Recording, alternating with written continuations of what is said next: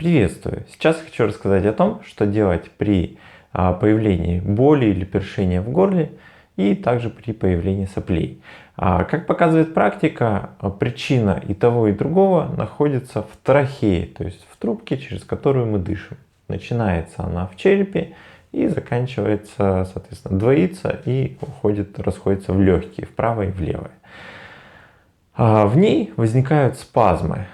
Спазм возникает после того, как мы отпускаем какие-либо эмоциональные ситуации.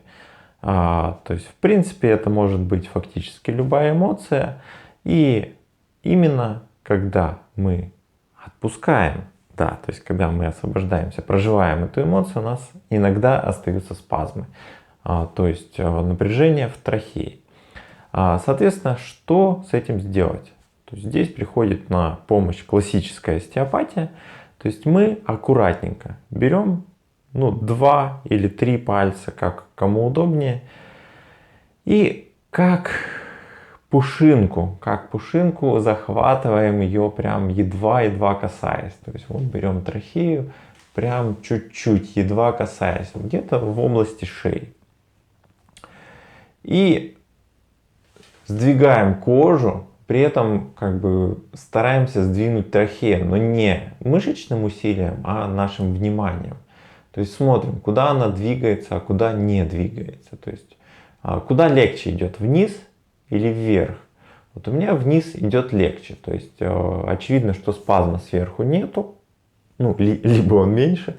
Поэтому мы тянем вверх. То есть мы используем прямые техники остеопатии, классической остеопатии. И начинаем ее легонечко, как пушинку, без каких-либо неприятных ощущений, тянуть вверх. Сразу оговорюсь, что я не несу никакой ответственности, что вы там себе натянете, потому что я стараюсь объяснить для всех, но не все готовы понять то, что я хочу донести. Поэтому аккуратно тянем вверх, прям вот чуть-чуть, едва-едва. То есть оно тянется, и раз возникает барьер. Вот именно этот барьер нам и нужен. До него ровно тянем. То есть, знаете, когда резинку тянем, она так вначале легко-легко тянется, а потом там возникает какое-то еще дополнительное напряжение, и дальше она уже значительно сложнее идет. Вот именно вот этот барьер, этот переход нам и нужен. То есть, когда дальше она перестает тянуться, мы остаемся на этом месте. Этот барьер с течением времени начинает таять.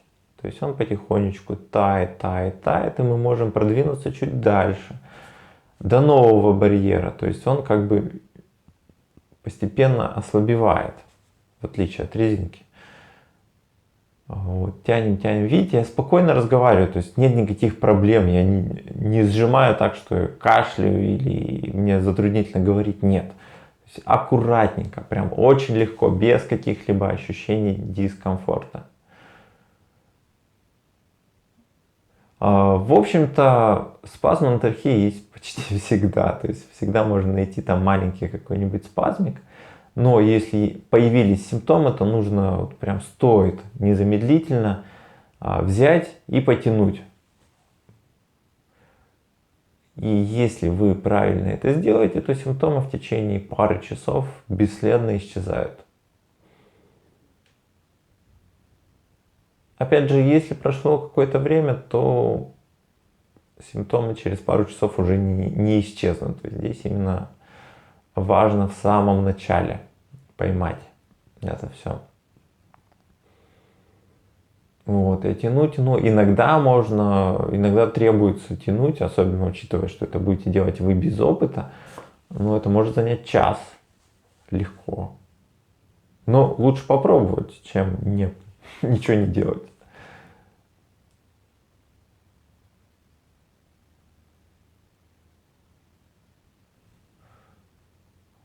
То есть вот этот спазм, он является причиной насморка, гайморита, кстати, частенько. Но не всегда. Понятно, что причины могут быть совершенно разные. Но вот в целом часто именно вот эта причина.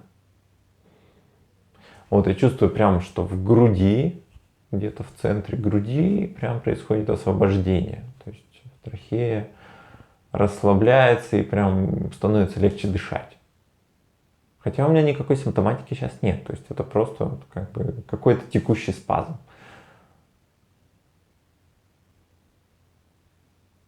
Так, тянем, тянем, тянем. Барьер тает, тает, тает.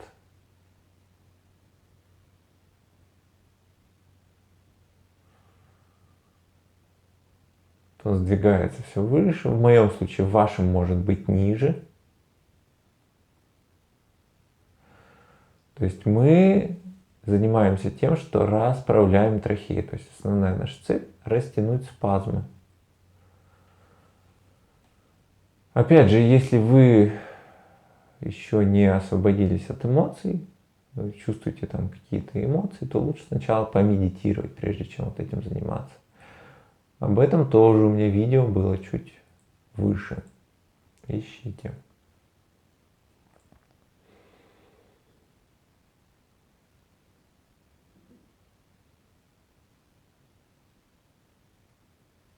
Еще внимание не нужно прям полностью исследовать там свою трахею всем вниманием. Нет, можно думать о чем-нибудь. Стоит думать о чем-то вообще другом. Либо уйти в медитацию. То есть внимание тут не нужно. Просто взяли, тянем и не думаем об этом. Не нужно думать о трахее, рассматривать, как она тянется. Нет. Этого делать нельзя, потому что этим мы будем мешать. То есть внимание там должно 1%, 1-5% где-то так, не больше.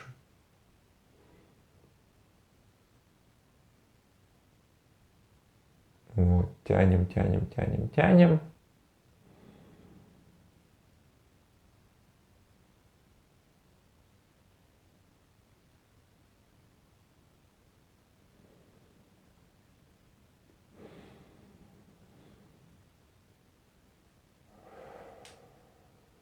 Вот тут прям уж такое освобождение эмоциональное, прям почувствовал, захотелось сделать глубокий вдох и выдох. Вот я делаю, соответственно. Тянется. Как видите, процесс не быстрый. Можно перехватиться. То есть можно взять, перехватиться.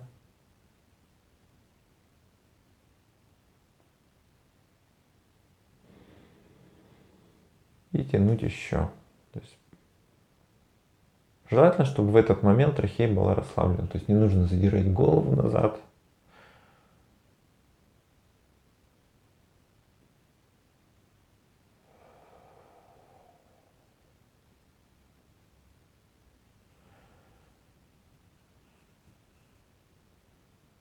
Вот, все. Рука ушла как бы в ощущениях бесконечно вверх. То есть уже нет барьера. То есть вот я проверяю, ничего никуда не тянет. Сейчас вот сверху чуть-чуть есть спазмик. Но когда есть симптомы, это все намного ярче чувствуется. То есть если вы там не почувствовали сейчас, если у вас нет симптоматики, то в общем-то знаете, что это будет ярче. Вот, сейчас вообще трахея такая свободная.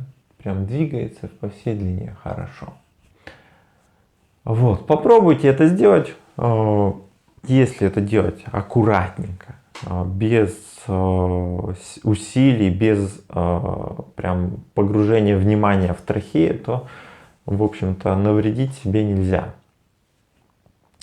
Помимо этой техники актуально употребление витамина С в форме шипучих таблеток, которые можно купить в аптеке, либо соли аскорбата натрия, которая продается на iHerb.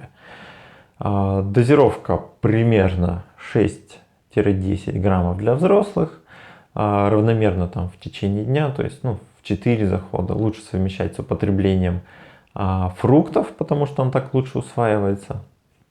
И вот это именно в течение болезни позволит организму быстрее производить рост и деление клеток и, соответственно, улучшить симптоматику, снимет усталость, отечность, даже, в принципе, температуру, как конечный результат. Вот. При этом для профилактики этого не стоит делать. То есть это то, что применяется при наличии симптомов. Потому что любая профилактика вызывает привыкание, и организм начинает лениться. Вот, так что будьте здоровы, заботьтесь о своем здоровье. Кроме вас это этого никто не сделает. Приходите на сеансы, чтобы, собственно, заняться здоровьем вместе с вами. Не я занимаюсь, мы вместе занимаемся им. Вот. Так что до новых встреч.